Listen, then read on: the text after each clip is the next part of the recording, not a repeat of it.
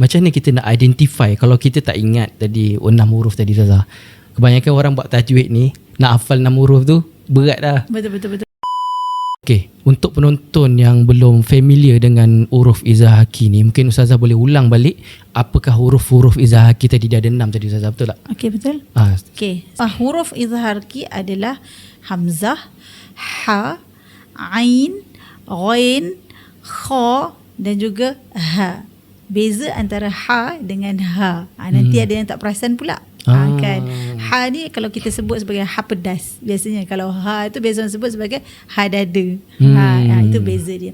Tapi mereka ni ada tergolong dalam huruf izhar halqi. Kenapa kita sebut izhar halqi? Sebab semua huruf tu, keenam-enam huruf itu keluarnya daripada halqi. Iaitu halkum, kerongkong. Okay. Jadi sebab itu disebutkan sebagai izhar halqi.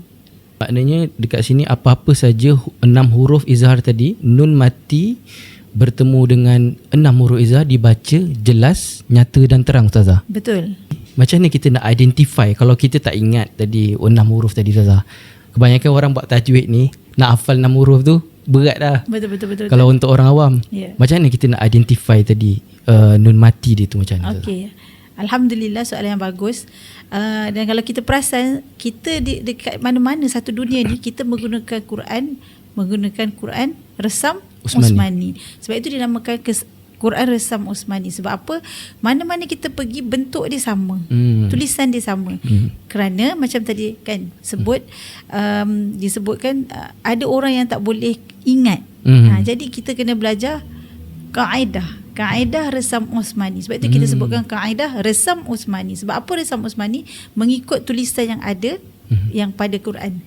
Okey, jadi untuk kita mengenal pasti nun mati ini di dalam Al-Quran, apabila kita nak membaca izhar, maka di atas nun itu ada tanda mati atau kita sebut tanda kosong. Cuba perhatikan pada ayat yang pertama tadi, lam yakunil ladzina kafaru min ahli.